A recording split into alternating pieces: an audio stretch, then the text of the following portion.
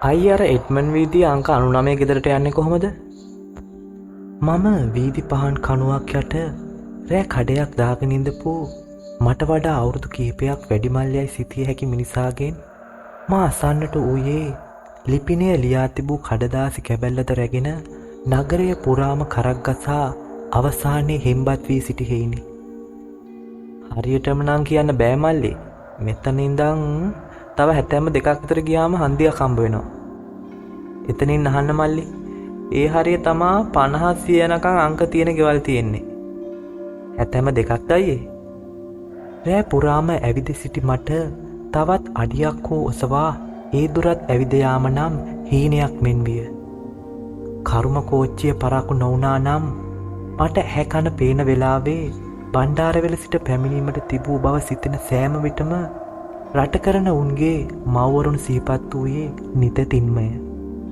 අයියේ බීල් එකක්වත් හොයාගන්න නැද්ද අයියේ? මේ පාන්දර කොහෙද මල්ලි බීල්? ඔය යන ටික ඉතින් පයින් තමයි යන්න වෙන්නේ.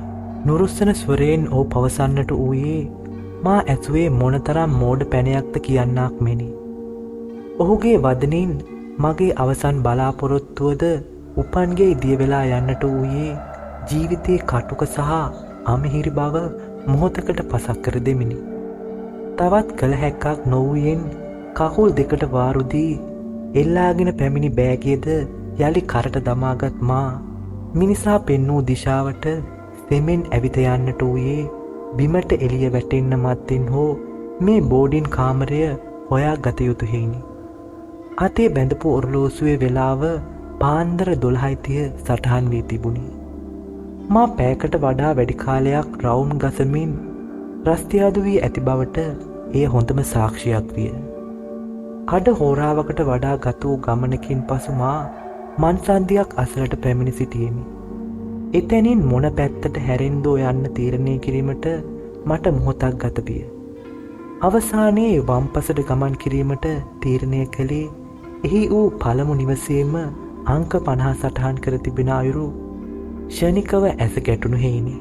නිවාස එකින් එක පසුකොට ගියද මා සෙවූ නිවසේ සේයාවක්වත් එහි නොවීය. තැනින් තැන දැල්වූ වීදි පහන් එළිවලින් යාන්තමින් ආලෝකමත් වී තිබූ වීදියේ විදුලි පහන් නොමැති තැන්වල කෑලි කැපිය හැකි ඝන අඳුරක ගිලී ගොස් තිබුණි. එතැන සිට තවත් ටික දුරක් ඇවිද ගිය තැන මලකෑ අබලන් වී ගිය ගේට්ටුවක පිත්තල නාම පෝරුවක් සවිකොට තිබෙන අයුරු මට දැකගත හැකි විය. එහි මැකී ගිය නිවසේ නමක් සමගම පිත්තල වලින්ම සවි කරන ලද 99 අංකයේද මට දැකගත හැකි විය. එය දුටු සැනින් මාගේ ගතට නව පණක් ලැබුවාක් මෙන් විය. මෙතෙක් වේලා මා ගත වෙලාගෙන තිබූ විඩාවද මදකට අමතක විය. දන්නා කියන කාත් කවුරුත් නොමැති මේ නගරයේ යාමට තිබූ එකම තැන වූ මේ බෝඩිම් කාමරය සොයා ගැනීමට නොහැකි වූවා නම් අද මා පත්වන අසරණ බව කිසිවෙකුට නොවැටහෙනු ඇත. උසස් පෙළින් පසු පාසල් ගමනට ආයුබෝවන් කී මා තවදුරටත් ගෙදරට බරක් නොවී රැකියාවක් සඳහා යාමට පිටත් වූයේ ගෙදර සියල්ලන්ගේම අකමැත්ත මැදය. පත්තරේ තිබූ දැන්වීමට අනුව අයදුම් කළ ඇඟලුම් ශාලාවේ රැකියාවට මා තෝරාගෙන තිබුණත් එම ආයතනයේ නවාතැන් පහසුකම් ලබා නොදීම නිසා මිතුරෙකුගේ මාර්ගයෙන් ඔහුගේ මිත්තණියගේ නිවසේ කුලී පදනමට නැවතීමට මට අවස්ථාවක් ලැබුණි. එහෙනම් හරිනේ. ඔබ කැමති විදියට එහෙ ඉඳපන්. අපේ ආච්චි විතරයි එහෙ ඉන්නේ තනියම. ඔබට එහෙ එළියෙන් තියෙන කාමරේ නිදහස් ඉන්න පුළුවන්. මම ඔක්කොම කියලා තියෙන්නේ. මා පිටත් වන මොහොතේ ලිපිනය මා අත තබමින් ඔහු පැවසූ වදන් මට සිහිවන්නට විය. කිසේ හෝ නිදහසේ රැකියාව කර ගැනීම මාගේ එකම අරමුණ විය. කලකින් නඩක්තුවක් නොවූ නිසාදෝ ගේට්ටුව බොහෝසේ මල බැඳී තිබුණි. සොයිබේ පහතට දැමූ මා නිශ්ශබ්ද රාත්‍රියේ දසත ඇසී යන කිරිකිරි හඬ සමගින් ගේට්ටුවේ එක් පළුවක් විවර කොට වත්තට ඇතුළු විය. වත්තට ඇතුළු සැනින් හරස් හඬ නගමින් වවුලන් රංචුවක් ඉගිලී යන්නට වූයේ මාගේ පපුවේ ගැස්මද වැඩි කරමිනි. ෂික් මොන මගුලක් දෙයක් ඔයේ තවඩින්ගේ පපුව අත්තිර වෙනවා. ඩිංඩිං ගාමින් එක පෙළට ගැහෙන පපුවට අත තබා ගනිමින් මා මටම පවසා ගන්නට වූයේ හිතට දැනුණු පිය නිසාමය. කලක් නඩත්තු නොකළ නිසාදෝ වත්තේ තනකොළ කකුල වැසී යන පරිදිම වැඩී තිබූ බව වීදි පහන්වල වූ කනා මැදිරි එලිබඳු ආලෝකයෙන් මට දැකගත හැකි විය. මුළු නිවසම දැඩි අඳුරක ගිලී තිබුණි. අබලන් වී ගිය ගරාජයක් බඳු කාමරය නිවසේ ඉදිරිපසම මිදුලේ ඉදුකොට තිබූ අතර මීයන් නිසාදෝ ඒ තුළින් නානාවිධ ශබ්දයන් ඇසෙන්නට විය. නිවසේ වූයේද පැරණි අබලන් බවක් බව මට යාන්තමින් පෙනී යන්නට විය. නිවස තුළින් කිසිම හැල හොල්මනක් නැති වූ තැන මා මදක් ඉදිරියට ගොස් නිවස දෙස විපරම් කරන්නට විය. මීයන්ගේ දැගලීම නිසාදෝ මඩුව තුළින් ඇසුණු විවිධ හඬවල් නොනවත්වාම ඇසෙන්නට විය. ඒ සමගම හඳුනාගත නොහැකි දැඩි දුගදක්ද සුළඟ සමග මුසුව හමා ආවේ මාගේ නහයද හකුළු වාලමිනි. නිවස ඇතුලේ ඉටිපන්දම් එලියක් බඳු ආලෝකයක් එහා මෙහා යන බව මට යාන්තමින් දැක්කත හැකි විය. නිවසේ ඉදිරි දොර වෙත ගිය මා කිහිප වතාවක් දොරට තට්ටු කරන්නට විය. අවට තිබූ නිහඬ බව මොහොතකට ගිලිහි යන්නට විය. එක වරම පිටුපසින් ඇසුනේ බල්ලෙක්ගේ වියරු උඩුබිරුම් හඬක් සහ වියරු ගෙරවීමකි. ඒ හඬ කනවැකුණු සැනින් පිටුපස හැරී බැලූ මට දැක්ගත හැකි වූයේ ගැරෑජයට පසකින් වූ අඳුරු ගසක් මුලහිඳ මා දෙස බලා සිටිනා විශාල කළු බල්ලෙකි. උගේ දෙනෙත් ගිනි බෝලමෙන් රත් පැහැයින් දිදුලන්නට වූ අතර එහි වූයේ අනුකම්පා විරහිත වියරුවකි. දිගට වැඩුණු කළු පැහැ ලෝමයන්ගෙන් මුළු සිරුරම වැසී තිබුණි. පිහිතලමෙන් මුවහත් කහ පැහැ තැනින් තැන රුධිරය රැඳුණු දත් පෙළ විලිස්සමින් ඌ සෙමින් මා දෙසට ඇවිද එන්නේ ගොදුරක් දැහැ ගැනීමට සැරසෙන ඌර්කියෙකුමෙනි. උස්සූ කන්යුගලක් සහිත බල්ලා අසාමාන්‍ය ලෙස විශාල විය. ඌ මා දෙස මොහොතක් බලා සිට නැවතත් වියරුවෙන් මුරන්නට වූයේ නිහඬ රාත්‍රිය දෙවනත් කරමිනි. දෙයියනේ මේ කොහෙන් ආව බල්ලෙක්ද? තොඳ පාඩම් හොයන්න බලන්න නැතුව ඇතුළට ආවට. ෂි. දන්නා කල සිටන් බල්ලන්ට තිබූ අසීමිත බය මේ මොහොතේ මාගේ කේශාන්තයේ සිට පාදාන්තයේ දක්වාම විහිදෙන්නට විය. මා වටපිට බලන්නට වූයේ බලු තඩියා බිය කිරීමට පොළු කැබැල්ලක් හෝ සොයා ගැනීමටය. රතු පැහැයෙන් දිස්සූ බල්ලාගේ දෑස් වියරු වැටී තිබුණි. වියරුවෙන් මෙන් බුරමින් මා දෙසට පැමිණි බලු තඩියා එකවරම හිටි තැනම නතර වී යමකට බියවීමෙන් ආපසු හැරී දිවගොස් අඳුරු මුල්ලක සැඟවී යන්නට වූයේ යමකට බිය වූ මොහොතකමෙන් සිහින් කිඳිරිල්ලත්ත සමගින්. ඌට මොකක්ද උනේ එකපාරම? සිතට ආ සිතුවිල්ල නිතැතින්ම වචන වූයේ සිදූ දෙය මටද සිතාගත නොහැකි වූ හේනි. එකවරම මාගේ පිටුපසින් වූ මලකඩකෑ අසව් සහිත ලීදුර විවර වූයේ නිහඬ බව බිඳ දමා කර්කශ වූ මා හඬක් නගමිනි.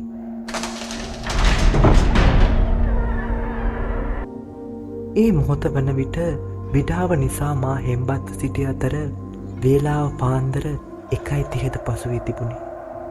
නිවස තුලින් පියවර හඬකට සමාන හඬක් ඇසෙන්නට වූයෙන් මා විවර වූ දොරින් නිවසට ඇතුළු විය.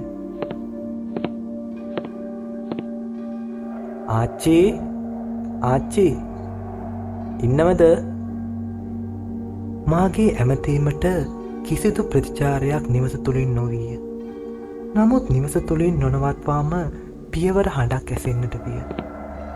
පියවර කිහිපයක් ඉදිරියට තැබූ මාගේ කුඩා දුරකථනයේ ආලෝකයෙන් නිවස ඇතුළත යාන්තමින් බලන්නට විය. පටපිට බැලූ මට බිත්තියේ වූ ස්විචයක් සොයා ගැනීමට හැකි වූ අතර මා එහි සියලු ස්විච පහත දැමුවේ එකදු විදුලි පහනක් හෝ දල්වා ගැනීමේ අටීනි. වාසනාවකට මෙන් ස්ථාලය වූ එක විදුලි බුබුලක චිරිචිරි හඬනගමින් කනාමැදිරි ආලෝකයක් විහිදෙන්නට විය. එලෙස දැල්වුණු ආලෝකයෙන් නිවසේ ඇතුළත දුටු මගේ සිහිය විකල් වී ගියක් මෙන් විය. ස්ථාලය පුරා තැබූ ගෘහභාණ්ඩ දූවිල්ලෙන් වැසී කුසිනි. ඒවා වටා ඉති ගනව වැඩුණු මකුණු දැල් ඒවා අරක් ගත්තා මෙන් වසාගෙන තිබුණි. ඇතැම්දේ අබලන්ව දිරා ගොසිනි. නිවස තුළ තිබූ සුදු පිරියම් බිත්ති පෙඳ පාසි බැඳී දොරුවර්ණ වී තිබුණි. බැලූ බැල්මටම මේ නිවස මිනිසෙකු ජීවත්ව සිටින නිවසකට වඩා අතහැර දමන ලද නිවසක් මෙන් විය. මේකි මිනිහෙකුට ඉන්න පුළුවන් තැනක්ද? මා මගෙන්ම විමසා ගන්නට විය. එක් වරම චිරිස්කා දැල්වුණු එකම විදුලි බුබුලත් මොහොතකට නිවී යාන්නට වූ අතර ඒ සමගම මාගේ පිටුපසින් ඇසී නොඇසෙන ගණනින් පියවර හඬක් ඇදී යන්නට විය. සිදූ සියල්ල මට නොහුරුය, නොපුරුදුය. ගතද දහඩියෙන් පෙඟි ගොස් තිබූ අතර විඩාව නිසා මුළු ගතම දුර්වල වී ඇත. මේ සිදුවන අසාමාන්‍ය සිදුවීම් නිසා මාගේ සිතද අසීමිත බියකින් වෙලී ගොස් තිබිණි. සෙනින් පිටුපස හැරී බැලූ මට දැක්ගත හැකි වූයේ මා පසුකොට ඇවිද යන අඳුරු ඡායාවකි. මාගේ හදවත තප්පරයට වාර 100 ගණනක් මෙන් නොනවත්වාම ගැහෙන්නට විය. කිසිත් නොදොඩා පිටුපසින් පියවර තබන්නේ නිවසේ සිටිනවායයි පැවසූ ආච්චිවත්ත. අතෝරක් නැතිව හිතට දැනෙන පැනයන්ද සමගින් සිත නොහඳුන බියකින් වෙලී ගොස් තිබුණි. මෙතෙක් වේලා විසන්ධි වී තිබූ විදුලි බුබුලු එක වරම දැල්වෙන්න වූයේ සියුම් ආලෝක ධාරාවකින් ආලින්දයම එළිය කරමිනි. ඒ සැනින් මට දැක්කත හැකි වූයේ මට පිටුපා ඇවිද යන මුළු කොණ්ඩේම සුදු පැහැ වූ වයසක කාන්තාවකි. මට පිටුපසින් අඩි කිහිපයක්ද ඇවිද ගිය ඇය මට ඉදිරියෙන් රූපවාහිනියට මුහුණලා තබා තිබූ ඇඳි පුටුවේ හිඳ ගන්නට විය. මේ කිසි තේරුම් ගත නොහැකි වූ ගැහෙන හදින් ඒ දෙස බලා සිටින්නට වූයේ කරන්නේ කුමක්දයි යන්න සිතාගත නොහැකිවය. මේ ඉන්නේ ආච්චිද? එහෙනම් කතා කරන්නේ නැත්තේ මොකද? මේ ගෙදර මේ විදිහට ඉන්නේ කොහොමද? විවිධාකාර වූ සිතුවිලි සමුදායක්ද සිත තුළ පෙරලි කරන්නට වූවද ඒවා වචන කර ගැනීමට නොහැකි තරමේ බියක් හිතට දැනී තිබුණි. ආයාසයෙන් ගිලගත් කෙළපිට උකුර හරහා ඇදී ගියේ වේලී ඉරිතලාගිය පොළොවක් මතින් දිය සීරාවක් ඇදී යන තරමේ අපහසුවකිනි. ආච්චි මා නැවත කතා කරන්නට වූයේ මෙවර හෝ ප්‍රතිචාරයක් බලාපොරොත්තුවෙනි. ඒත් මාගේ ඇමතීමට කිසිදු ප්‍රතිචාරයක් නොවුයෙන් මා අඩි කිහිපයක් නුදුරින් තබා තිබූ පුටුව වෙත පැමිණ ඒ වෙත එබී බලන්නට විය. බුදුහම්මෝ! මටත් නොදැනීම විලාපයක් මගේ මුවින් නිකුත් වනවත් සමගම මා අඩි කිහිපයක් පිටුපසට විසි වූයේ අසල තිබූ පිත්තල පෝච්චිය පුටු ආදිය පෙරලාගෙන බිම ඇද වැටෙමිනි.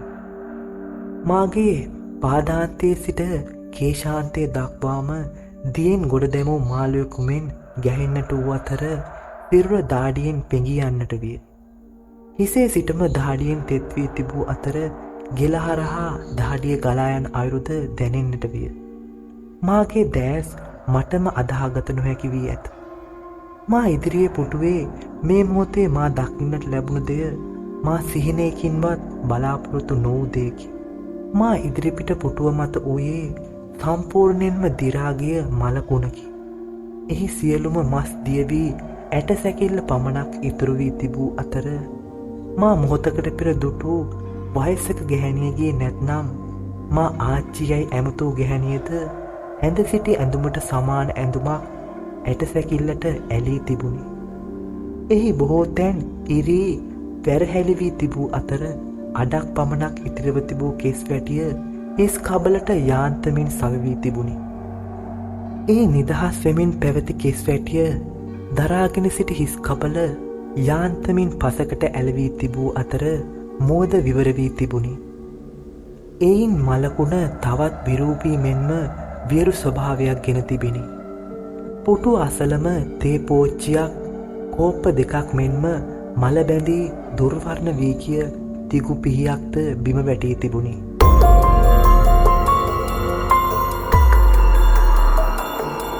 ඉතිවිසෝ භගවරහං, මාගේ මුවින් නොදැනීම බුදුගුණ සිහිවන්නට වූ අතර එහි වචනද පිට නොවන තරමට තොලකට වියලී ඇති අයුරු මට දැනෙන්නට විය. කෙල පිඩක් හෝ ගිල ගැනීමට නොහැකි ලෙස උගුර සෙරවී තිබුණත් මා ආයාසයෙන් ඊට උත්සාහ කරන්නට විය. ආයාසයෙන් වෙවුලන කකුල්වලට වාරුගෙන අසල තිබූ පුටුවකට වාරු වෙමින් නැගිට ගත්තද දෙපතුලේ ඇති වූ වෙවිලීම නම් අඩුවක් නොවිය. උගුරෙන් කරන්නා වූ ගෙරවීමක් බඳු හඬක් මාගේ පිටුපසින් ඇසෙන්නට විය. නහය හකුළුවාලමින් එන දැඩි කුණු ගඳත් සමගම ඒ හඬ සෙමින් පෙරට වඩා මාගේ කන අසලින්ම ඇසෙන්නට විය. මෙතෙක් වේලා පුටුවේ වූ ඇට සැකිල්ල දෙස බලා සිටි මා මදක් හිසෝසවා ඊට පිටුපසින් වූ කණ්ණාඩිය දෙස බලන්නට විමි. එය එසේ නොබැලුවේ නම් යන්න ඒ ක්ෂණයෙන්ම මාගේ හිතට නැගුණු සිතුවිල්ල විය. කණ්ණාඩියේ ප්‍රතිබිම්බයේ මා පිටුපසින් සුදු පැහැ කේස් වැටියක් සහිත වියරු මෙන්ම විරූපී රුවක් මා වෙත ලංවෙමින් සිටින්නට විය. ඒ සැනින් පිටුපස හැරී බැලූ මට දකින්නට වූයේ ජීවිතයේ කිසිදාක නොදුටු තරමේ අප්‍රසන්න මෙන්ම වියරු දසුනක් විය. මුහුණේ අඩක් රුධිරයෙන් වැසී ගිය එක ඇසක ඇස් කුහරයක් පමණක් සහිත සුදු කෙස් වැටියකින් මුළු මුහුණම වැසී තිබූ ගැහැණියකගේ රුවක් මා දෙස දෙමින් ඇවිට එන්නට විය. මුළු සිරුරම කුණු වී ගිය කලකමෙන් සිරුරේ සෑම තැනකම පණුවන් වැගිරමින් සිටි අතර මුහුණේ වූ ඇස් කුහරයෙන් රුධිරයත් සමග පණුවන්ද මුහුණ පුරා රූටා වැටමින් තිබුණි. අඩියට දෙකට මා නිවසෙන් එළියට පැන ගේට්ටුව දෙසට දුවන්නට විය. අඩි කිහිපයක් දුව ගිය මා යමක පය පැටලී බිම ඇද වැටුනේ මගේ කරේ මෙතෙක් වෙලා රැඳී තිබූ මගේ ගමන් මල්ලද පසෙකට විසි කරමිනි. ඇද වැටීම නිසා කකුල් මෙන්ම දෑතද තුවාල වී ඇති බව මට දැනුනේ ඒවායින් දැනෙන දැඩි වේදනාව නිසාමය. යන්තමින් කකුලට වෙරගෙන නැගිටීමට උත්සාහ දරද්දී මාගේ කකුලේ පැටළුනේ කුමක්ද යන්න මට ඇස් කොනකින් මෙන් දැක්කත හැකි විය. ඒ මා මේ නිවසට ඇතුල්වන මොහොතේ මා වෙත පැමිණි වියරු බලු තඩියාගේ කුණු වී ඉතිමී ගිය මලකුණයි. කුණු වී පණුවන් ගසමින් තිබූ මලකුණෙන් දැඩි දුගදක් පිටවන්නට වූ අතර මූ මිය ගොස් නම් මොහොතකට පෙර මා වෙත වියරුවෙන් මුරන්නට වූයේ වියරු වැටී සිටි සුනක ආත්මයක්ද.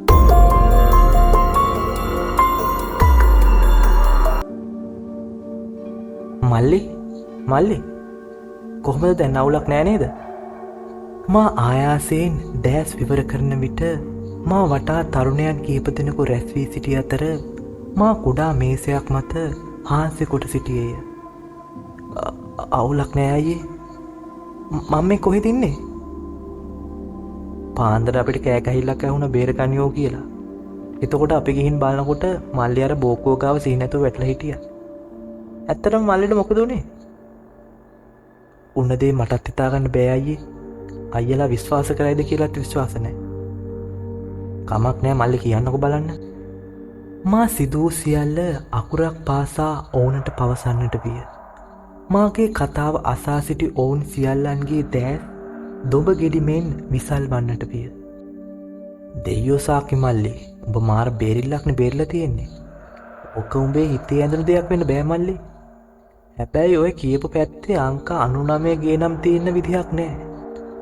ඕක බෙදලා තියෙන විදිහට 99 තියෙන්න ඕනේ අනිත් පැත්තේ පාරේ. නෑ අයියේ, ඒ ගෙදර ගහලා තිබුණ 99 කියලා. ඔහු කියන පරිදි මෙය මාගේ හිතලුවක් නම් විය නොහැක.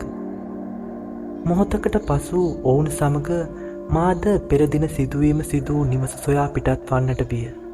කොතෙක් සෙව්වද මා පැවසූ මාවතේ 99 අංකය සහිත නිවසක් සොයාගත නොහැකි විය. පසුව නැවතත් වඩා විමසිල්ලෙන් බැලූ කල මට පෙරදින වූ පිත්තල නාමපෝරුව සහ අබලන් ගේට්ටුව සොයාගත හැකි විය. පසෙකින් පෞද්ගලික ඉඩම කියන්න ලියූ බෝඩ් කැබැල්ලක් නවිකර තිබූ අතර එහි වූ අංකය දුටු මාගේ ඉහමොල රත් විය. එහි පිත්තල නාමපෝරුවේ සවිකොට තිබුණේ අංක 66 විය. මල්ලි මේකද ගෙදර? මේක අර ඉසබෙල් කියන නාකි උද්දච්ච වලව්කාර ගෑණිගේ ගෙදරනේ. දන්න කාලෙක ඉඳලා ඔය ගෙදර කවුරුවත් ඉඳිය කියලා මතක නැහැ.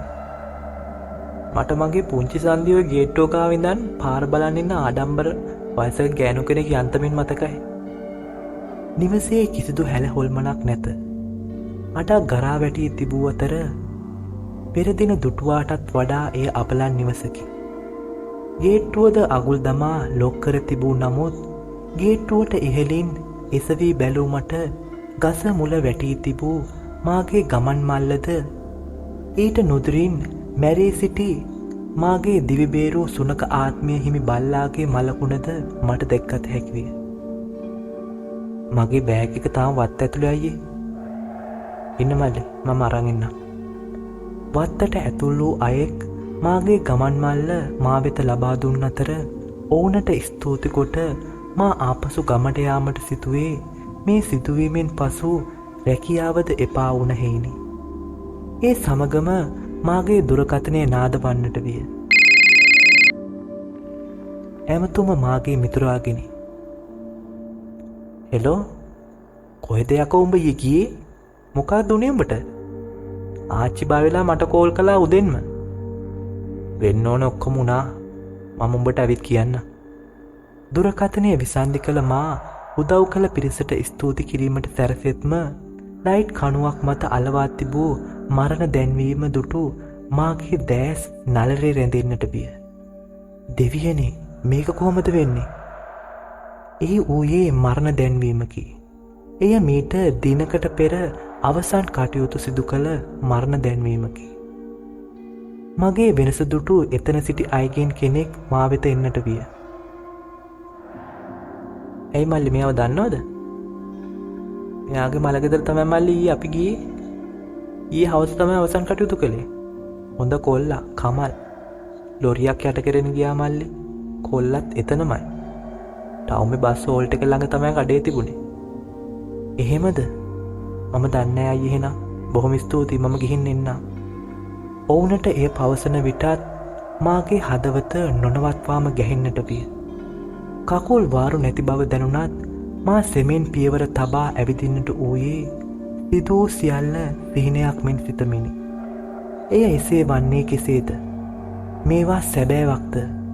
මා දෙලොවක් අතර අතරමන් වී ඇතැයි ගෙවන තප්පරයක් පාසා මට දැනෙන්නට විය. අවසාන මොහොතේ මා තවත් මේ නොපෙනෙනා ලෝකයේ තුල අතරමන් කරන්නට විය. ඒ මා දුටු මරණ දැන්වීමයි. ඒ මරණ දැන්වීමේ ඌයේ වෙනකෙකු නොව මා මෙහි පැමිණි මොහොතේ මාහට මග ගියූ රෑ කඩේ වැඩ කළ මිනිසායි.